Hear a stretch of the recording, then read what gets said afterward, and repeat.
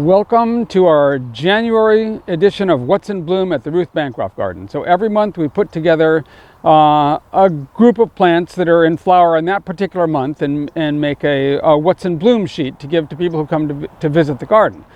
And so it has to be a plant that's in flower at least for most of the month, so that the sheet will still be relevant from one end of the month to the other. And that eliminates a lot of things that have a brief period of flowering that don't last nearly a month. But some of them do last quite well, and a good example is this one, Agave Dazzlers. In fact, this one is really taking its time. We put it on What's in Bloom in November and in December, and now again in January, and the flowers are only just beginning to open a little bit. Where it comes from, north of Cuernavaca in southern Mexico, it really doesn't have this winter cold or winter wet that we have here. And I think it sort of stunned it, and it's been taking its time about coming into bloom. But still, the arc of the flower stalk and the green buds with red tips and the whole form of it, it's quite dramatic. And we look forward to someday actually having open flowers on it. Agave Dazzlers. This shrub to my right is called Eriocephalus Africanus. And as the name indicates, it comes from Africa. And it's in the daisy family. It has little white flowers that are just beginning now. There's lots and lots of buds, a lot more to come. And then after it finishes, it has these cottony seeds that are all over the bush and give it an interesting texture at the end of the flowering season as well. It's really just beginning flowering now, but it will have a lot of white flowers on it in a little while. Eriocephalus Africanus. Also in the daisy family is this yellow flowered shrub, which is Ureops speciosismus.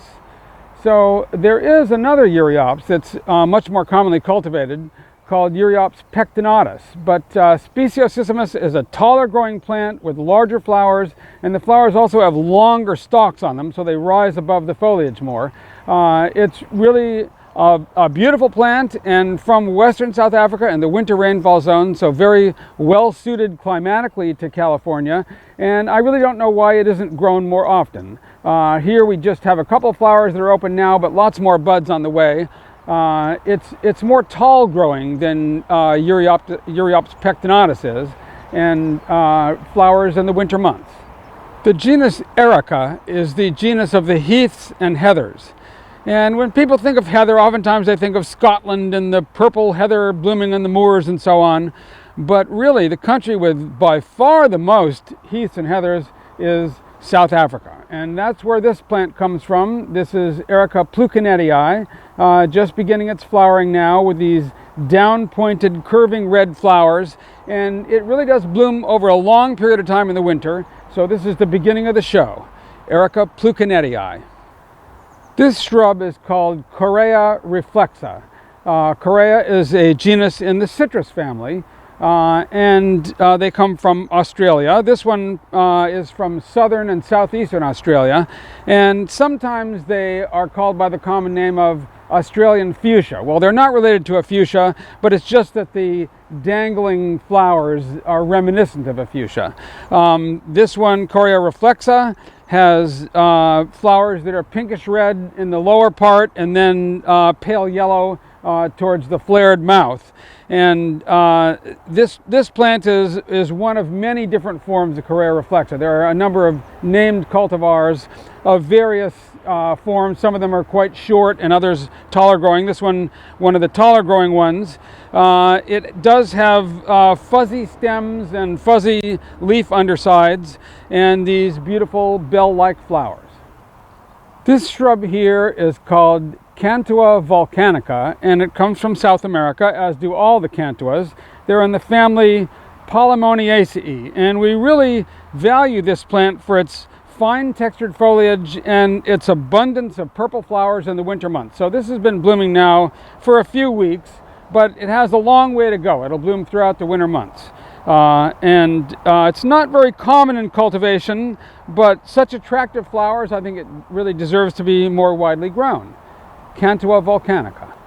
This spectacular aloe is called Aloe Tangerine. It came to us from the Huntington Botanical Gardens in Southern California, and it's a hybrid between two wonderful aloes, Aloe arborescens and Aloe ferox.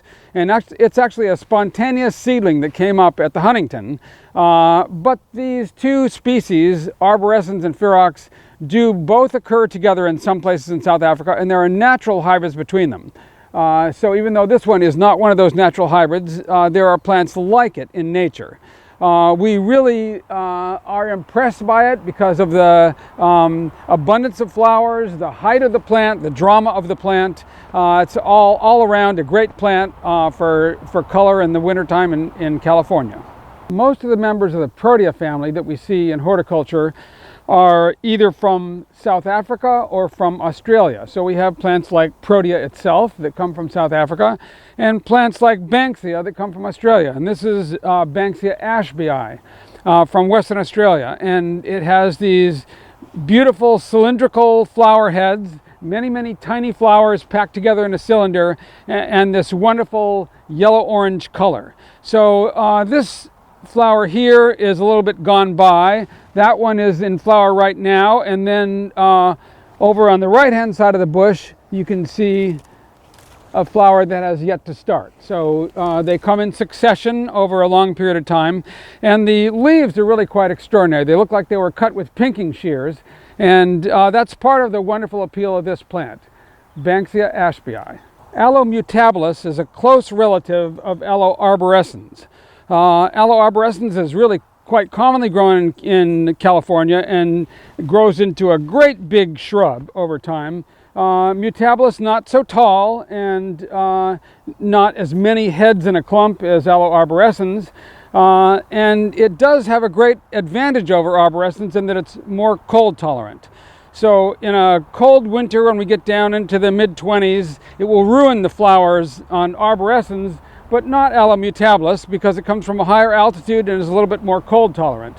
So here we have a very old clump with many heads, and you can see the flowers. Mutabilis means changing, and that's because the flower color changes from red to pale as the flowers open.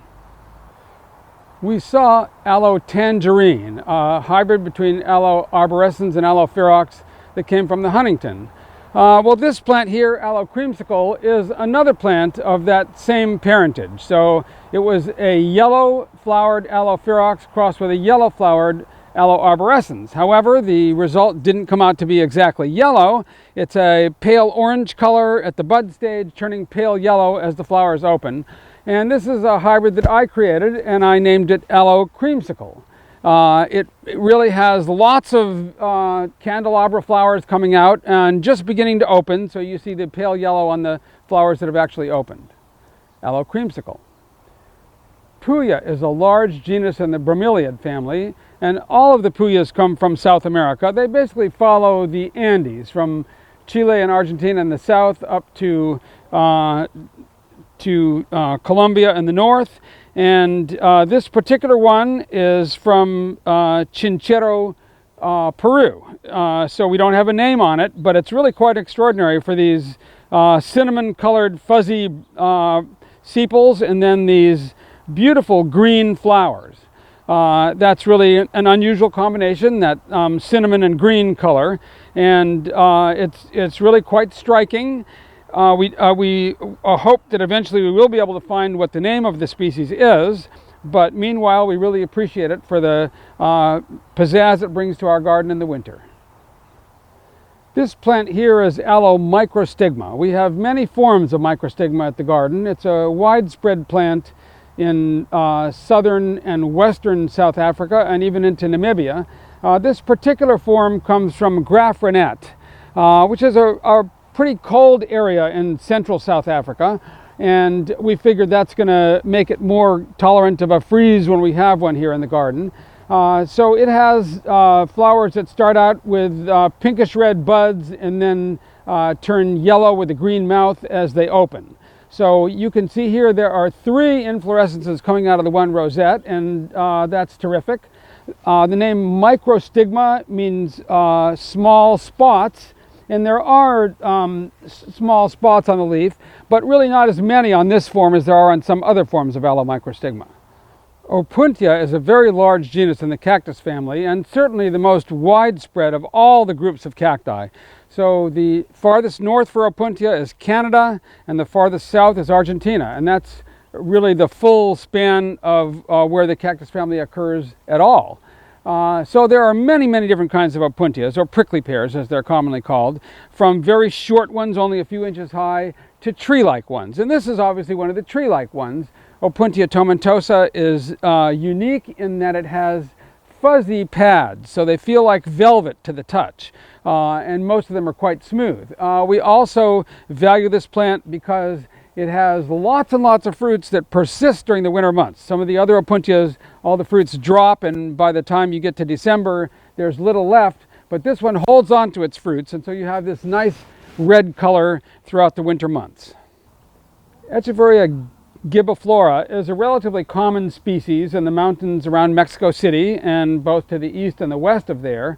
And some forms of it have these amazingly crinkly leaf edges, and even rarer than that, odd bumps on the leaves like you see here. This is a selection called Echeveria monoloa, but it is a form of Echeveria Gibbaflora. So here we see the flower stalks coming out, and they aren't quite open yet at this point, but next to it is another form of Gibbaflora that shows the coral colored flowers. And this form is not a selection, it doesn't have a name, and it doesn't have those features of the crinkly leaf edges or the funny bumps on the leaf, but it's still Echeveria Gibbaflora. Echeveria is a genus in the Crassula family, and all the Echeverias come from the Americas, with the majority of the species coming from Mexico. There are a few species as far south as South America, even down to northern Argentina, but most of the ones we have in cultivation are from Mexico, including the parents of this one. This is called Echeveria laulinsa, and its name comes from Echeveria laui and Echeveria linsiana, its two parents. And it gets its pale leaves from both parents, and the flowers are just coming out now, so they're in a stalk that curves over at the end like a scorpion's tail, pale orange on the outside and a deeper orange on the inside. And you can see with the many flowers coming out that it's going to be in bloom for some time. Echeveria laulinsa. Aloes belong to the asphodel family, and so does this plant here. This is Bulbine latifolia, and bulbine is also in the same family, Asphodelaceae.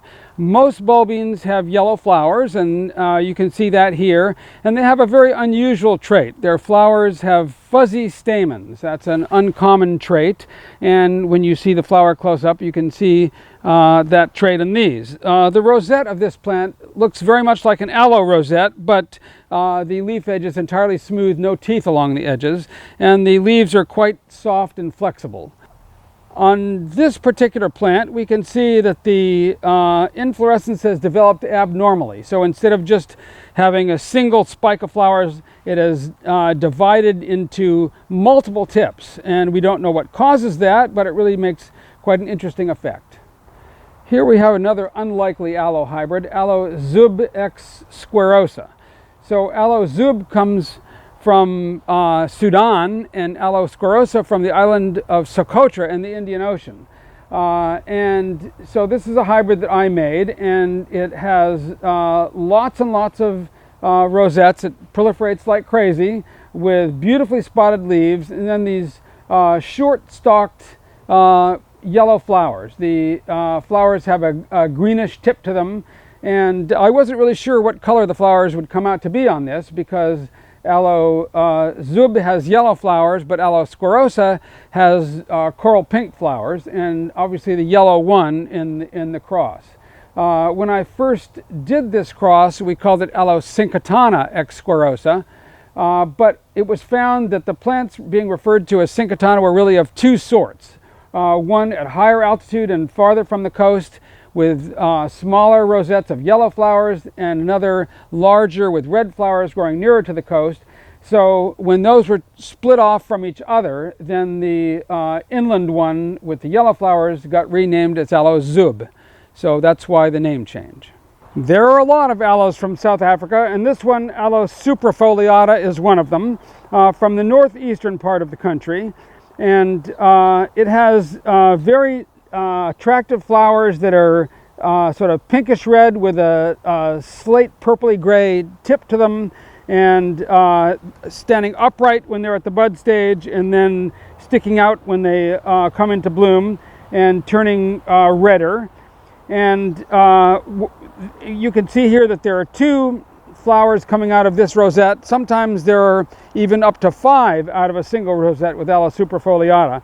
The name suprafoliata means leaves on top, and that's because at the juvenile stage, the leaves are all stacked up in a parallel row, and it isn't until it reaches maturity that they start to whorl and turn into a rosette like you see here. And at that point, then they start to flower.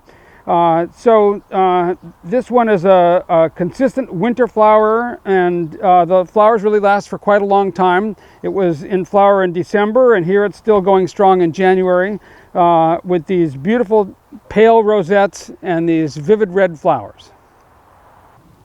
This one here is Aloe arborescens. So this is one of the most commonly grown aloes in California. It really has a very large area of occurrence through South Africa and northward into Zimbabwe, and different forms of it come in flower earlier or later, but always in the winter months.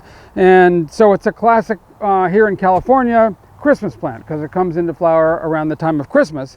In South Africa, the seasons are reversed, so it would be in December, or in June or July instead of in December or January. This is the red or red-orange form, which is the most common form, but there are also pink-flowered and yellow-flowered forms of the species, Aloe arborescens. Succulent plants are found in many plant families, but there are 2 families that stand out in terms of the number of species above all the others. And those are the cactus family and the ice plant family, Isoaceae. So this is Glotophyllum linguiforme in the ice plant family.